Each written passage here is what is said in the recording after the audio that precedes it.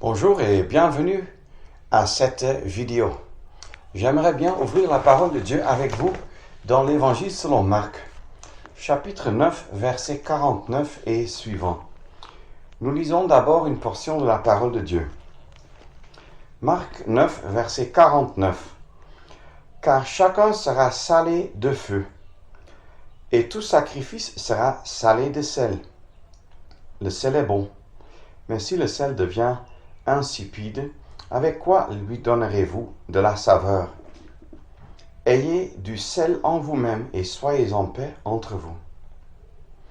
Et de là se levant, il vient vers les confins de la Judée et au-delà du Jourdain, et des foules se rassemblent encore auprès de lui, et il les enseignait encore comme il avait accoutumé.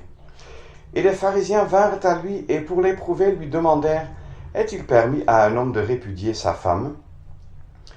Et lui répondant leur dit: Qu'est-ce que Moïse vous a commandé? Et ils dirent: Moïse a permis d'écrire une lettre de divorce et de répudier sa femme. Et Jésus répondant leur dit: Il vous a écrit ce commandement à cause de votre dureté de cœur.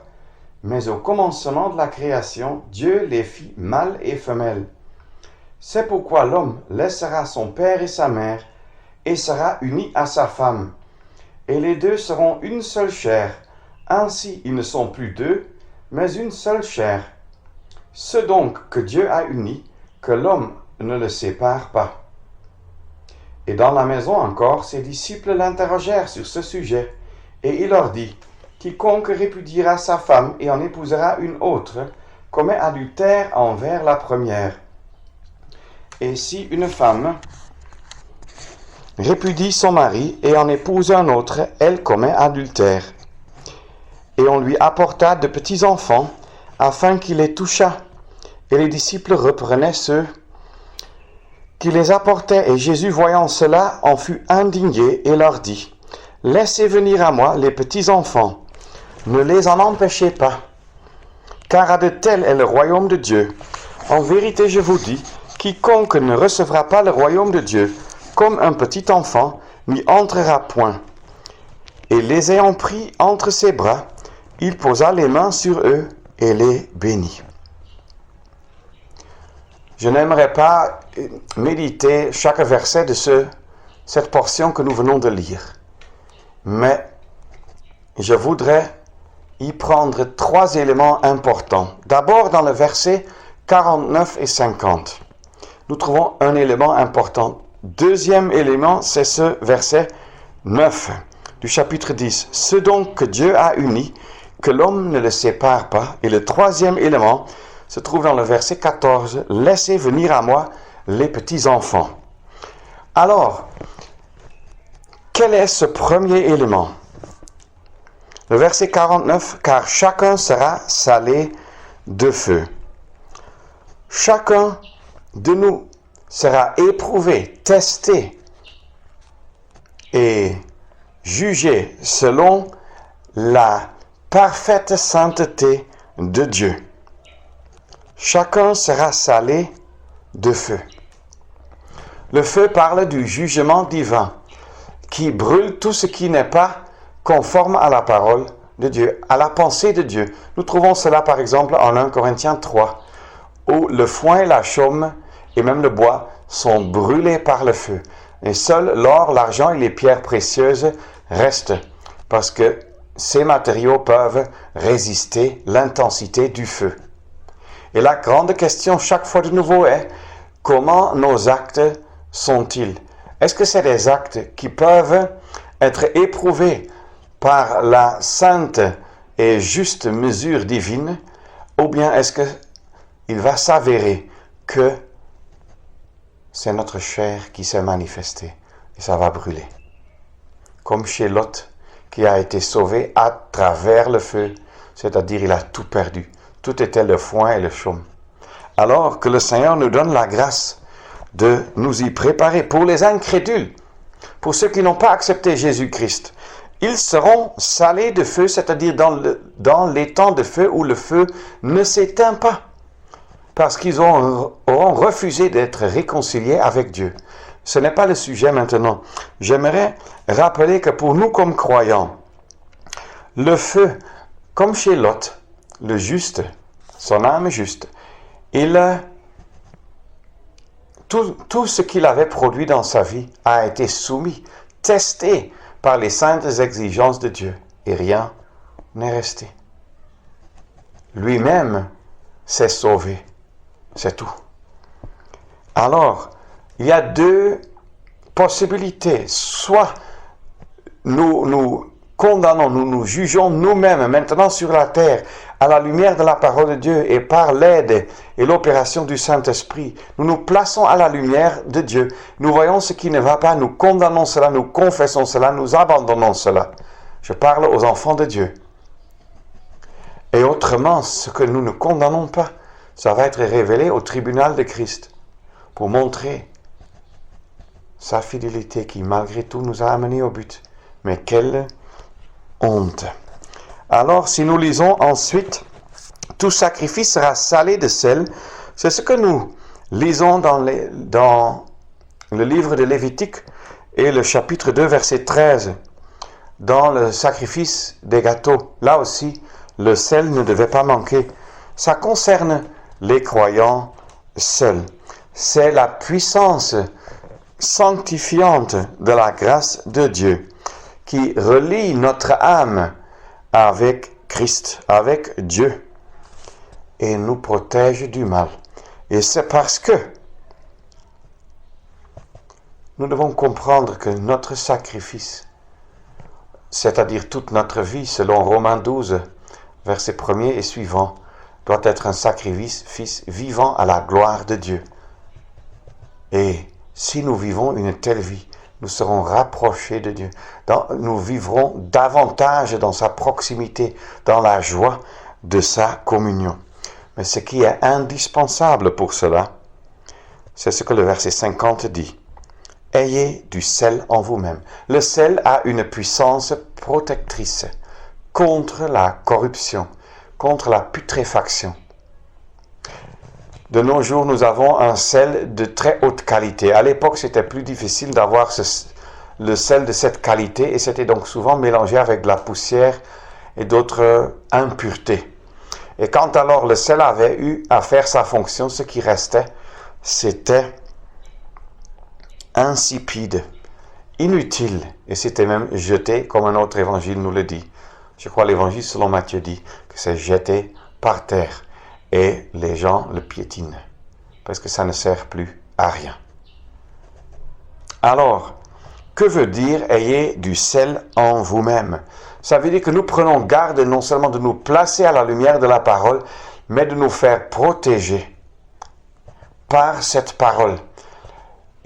Vivant dans la proximité, dans la communion avec le Seigneur, nous allons voir que cette communion même nous protège contre le mal. Ayez du sel en vous-même. C'est extrêmement important. Ça veut dire que nous jugeons tout ce qui peut se glisser entre nous et Dieu, qui peut troubler et interrompre la jouissance de la communion avec Dieu. Comme 1 Jean, la première épître de Jean, le premier chapitre, nous le montre. Ayez du sel en vous-même et soyez en paix entre vous. Si notre vie est en règle avec le Seigneur, ça aura aussi une influence autour de nous. Et voilà maintenant 2 exemples que le Seigneur fait suivre tout de suite pour montrer l'impact de ces versets 49-50 dans le domaine familial, dans le mariage et dans l'éducation des enfants. Alors, pour ce qui concerne le chapitre 10, verset 1 à 12, je n'aimerais pas parler verset par verset. Mais voir l'essentiel, c'est ce qu'on a déjà vu. Ce dont que Dieu a uni, que l'homme ne le sépare pas. Or, si nous voyons bien ce que cela veut dire, ce n'est pas ceux qui ont été amenés ensemble par Dieu, parce qu'ils ont été dépendants de Dieu, et parce qu'ainsi ils ont eu leur fiançailles, maintenant ils se marient. Non, ce n'est pas ça. Le verset 9 parle non pas des préparatifs pour les fiançailles, ni des fiançailles même. Ça parle d'où? De quoi? Ça parle du moment que dans le lien de mariage, Dieu unit un couple. Parce que avant les fiançailles, on n'est pas unis. Pendant les fiançailles, on n'est pas unis. Mais le jour que, selon les règles dans votre pays, vous êtes mariés, c'est ce mariage qui a été institué par le Dieu créateur, par ailleurs pour tous les hommes et les femmes, toutes les femmes, pas seulement pour les croyants, mais le Dieu créateur a institué cela. Et le jour qu'on se marie, on est unis par Dieu. Même les incrédules. Il ne faut pas oublier cela. Ça ne veut pas dire que Dieu les a amenés ensemble. Mais comme ils se sont décidés de se marier, Dieu a institué et reconnaît le mariage comme la seule façon divine pour être une unité. Alors, ce n'est pas ceux qui se sont connus et maintenant se sont décidés que oui, nous allons marier, etc. Non, ce que Dieu a uni, que l'homme ne le sépare pas. Ce qui veut dire chaque couple, plutôt aucun couple n'a le droit de se séparer à la lumière de la parole de Dieu. Peut-être je fais quelques remarques là parce que je parle maintenant des principes de la parole de Dieu. Et je voudrais quand même dire, je comprends et je sais que certaines vies de mariage, de couple, sont tellement insupportables qu'ils ont besoin, surtout les partenaires qui en souffrent beaucoup. Parfois c'est les deux, parfois c'est une seule personne, d'être soutenu dans les prières. Je ne peux pas m'imaginer la souffrance jour et nuit quand on est dans la querelle, dans la guerre à tout instant, quand on ne se supporte plus, quand on ne veut plus de l'autre, ainsi de suite. Quand les yeux même regardent déjà une autre personne. Quelle tristesse. Mais nous maintenons, tout d'abord, dans de pareils cas, l'importance des soins pastoraux donnés, administrés par des frères âgés qui peuvent vraiment être une aide. Et même des sœurs aînées peuvent être une aide pour les jeunes sœurs qui souffrent ainsi. Mais nous devons tenir ferme ce que Dieu a uni, c'est-à-dire par le lien du mariage, que l'homme ne le sépare pas. C'est sa volonté explicite, prononcée par le Fils de Dieu, le Créateur de toutes choses. Et nous ne sommes pas libres d'en dévier. 1 Corinthiens 7 dit, si l'incrédule s'en va, qu'il s'en aille. Ça le regarde. Mais pour le croyant, il sait ce que Dieu a uni. L'homme ne peut et ne doit jamais le séparer. Maintenant, on en arrive à la scène à partir du verset 13, où donc on lui apporte, c'est-à-dire les parents apportent leurs petits-enfants pour qu'ils les touchent, pour que le Seigneur les touche, pour qu'il les bénisse, pour qu'il leur impose les mains. C'est des parents qui avaient le fort désir dans leur âme que leurs enfants soient bénis par le Seigneur Jésus. Un désir louable. Puisse le Seigneur donner que nous aussi, nous ayons ce grand désir du cœur, que nos enfants soient bénis par lui. Et les disciples, alors qu'ils vivaient tout près de lui, ils auraient dû comprendre autre chose, mais ils reprenaient ceux qui les apportaient. Ils reprennent alors les parents qui apportent les enfants. Et Jésus, voyant cela, la première chose que nous voyons, que nous lisons, c'est qu'il voit cela. Deuxièmement, il est indigné. Et troisièmement, il leur dit, laissez venir à moi les petits-enfants. C'est un ordre. Et ne les en empêchez pas. Un ordre qui est encore valable de nos jours. Quel point capital que les enfants, qu'ils aient l'âge de 4 ans, de 8 ans, de 12 ans, de 16 ans, ou les jeunes en général, la jeunesse, qu'ils soient bénis par le Seigneur. C'est son fort désir de les bénir, qu'ils viennent vers lui pour qu'il les sauve et pour qu'il les encourage sur le chemin et pour qu'ils deviennent tout pour leur cœur et pour leur âme. C'est son grand désir. Et il se trouve parfois qu'il y a des adultes qui sont un obstacle à la maison, même dans l'assemblée. Ça peut se faire. Et c'est pour cela que j'aimerais m'adresser à tous ceux qui sont adultes. Que tu aies l'âge de 19 ans, 29 ans, ou même 90 ans. Que Dieu nous donne la grâce d'être des aides et des encouragements pour la jeune génération et non pas une entrave. Ne pas mettre des obstacles, mais les prendre par la main. Parfois, ils ne supportent pas trop bien, mais de les prendre au moins spirituellement par la main et de les soutenir dans la prière et de les amener au Seigneur Jésus. N'est-ce pas que nous pouvons faire ça au moins de deux façons? En étant des modèles, en vivant la vie de Christ dans nos vies. Et deuxièmement, en ouvrant la parole et en enseignant, en communiquant les pensées de Dieu par la parole à la jeunesse. Mais quelle bénédiction! Maintenant, j'aime revenir sur les 3 points.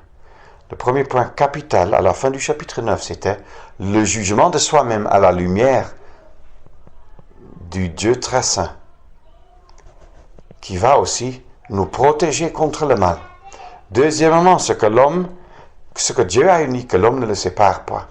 Troisièmement, laissez venir à moi les petits-enfants et ne les en empêchez pas. Il y a un lien très clair.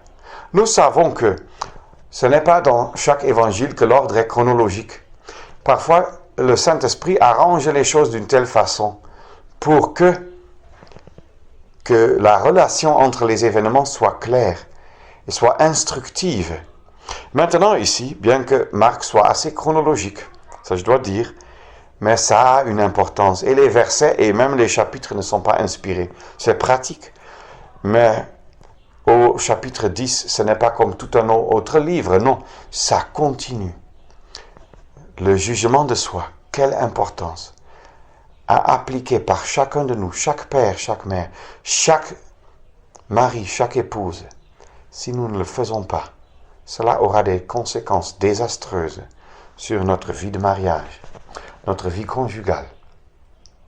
Et nous pouvons en arriver à nous frustrer, à nous irriter mutuellement, à nous décourager, jusqu'à ce que finalement, il y ait un profond dégoût de l'un envers l'autre, vice-versa, et qu'on voudrait même être à l'écart. Et on part dans 2 maisons, habiter dans 2 chambres différentes, 2 maisons différentes. Finalement, on part au tribunal et on se laisse divorcer.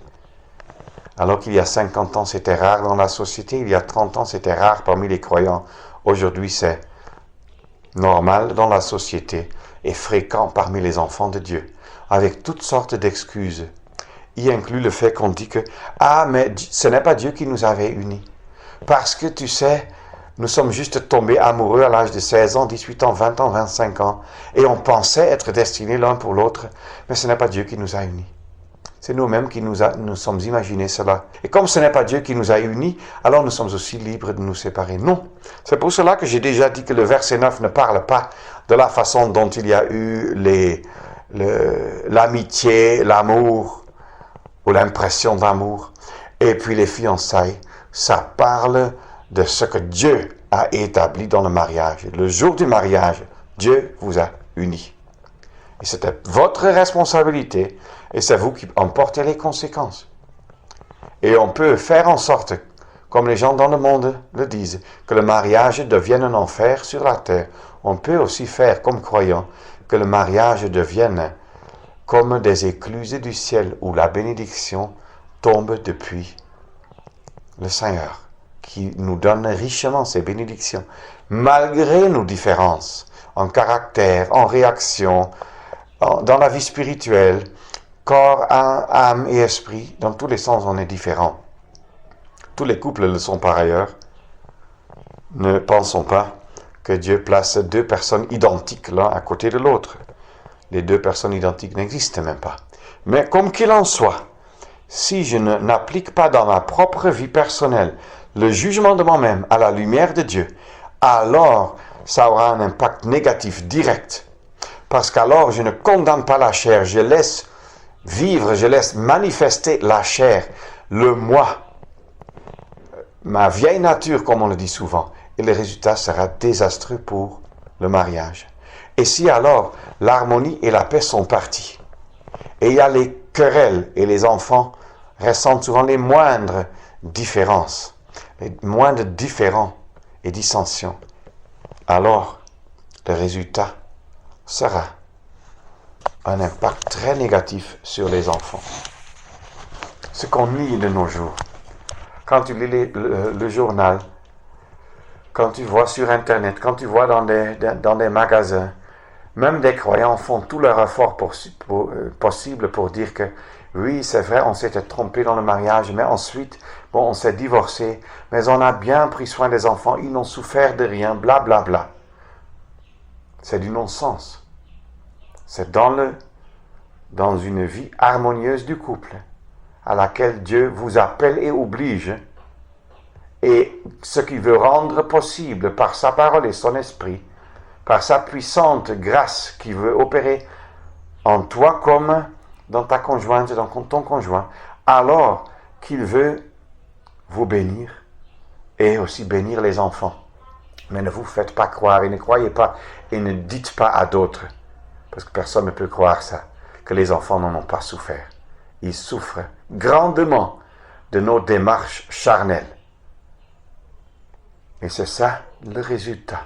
Si dans les débuts, je n'applique pas le jugement de soi-même continuellement de jour en jour, avant le mariage, avant les fiançailles, dois-je dire, avant le mariage, pendant les fiançailles et dans le mariage. Si je ne l'applique pas, ce jugement de moi-même, à la lumière du très saint Dieu, alors la chair va se manifester, va gâter le mariage, de sorte que même qu'on soit encore dans la même maison, les cœurs sont déjà loin les uns des autres. C'est déjà un très mauvais début qui peut encore dégénérer davantage. Revenons alors au jugement de nous-mêmes et confessons-nous l'un à l'autre nos péchés afin que nous soyons guéris, afin que notre mariage soit guéri et béni. Et que cette santé revienne qui est nécessaire, cette harmonie, ce bonheur. Et le résultat en sera quoi?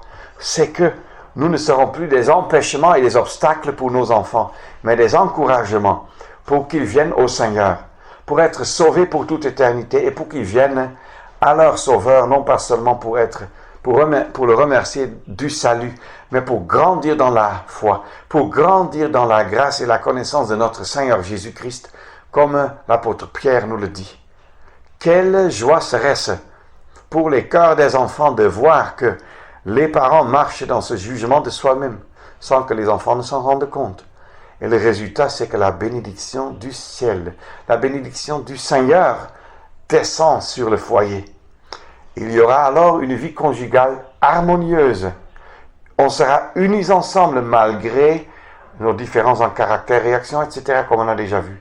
Et on sera alors un canal, ensemble, père et mère, un canal de bénédiction pour notre foyer, pour nos enfants et pour ceux qui rendent visite à la maison.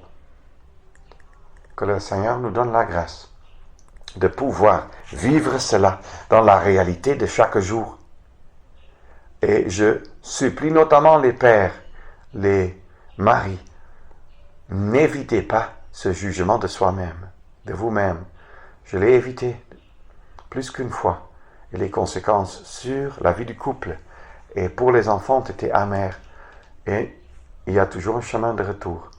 Bien que vous soyez même déjà divorcés, le Seigneur a déjà eu à ramener des couples divorcés vers lui et l'un vers l'autre.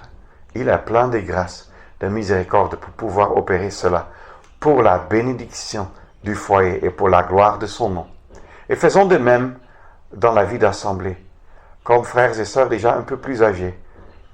À mon âge, 40 ans, 50 ans, 60 ans et au-delà, nous pouvons être une aide ou une entrave pour les petits-enfants et les jeunes. Que voulons-nous être? Est-ce que le Seigneur devrait aussi nous reprendre et dire « Laissez-les venir à moi, ne les en empêchez pas » ou dit-il « Mon cher, quelle joie que tu as été un encouragement pour la jeunesse dans le rassemblement local, dans la communauté, là où tu es. » Que le Seigneur puisse utiliser chacun de nous pour être un canal de bénédiction dans notre foyer et dans le rassemblement. Et encore une fois, le début de cela, c'est vivre dans sa proximité, dans sa communion, une relation intime, vécue, qui ne peut pas être dissoute d'avec le jugement de nous-mêmes, le jugement de toute manifestation de la chair.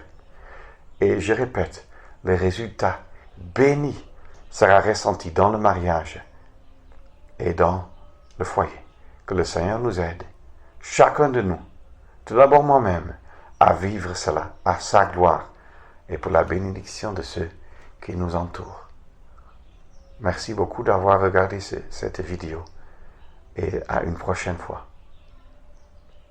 Et que Dieu vous bénisse dans ce qu'on vient de dire, de lire, d'étudier, et que cela ait un impact sur votre vie comme sur la mienne.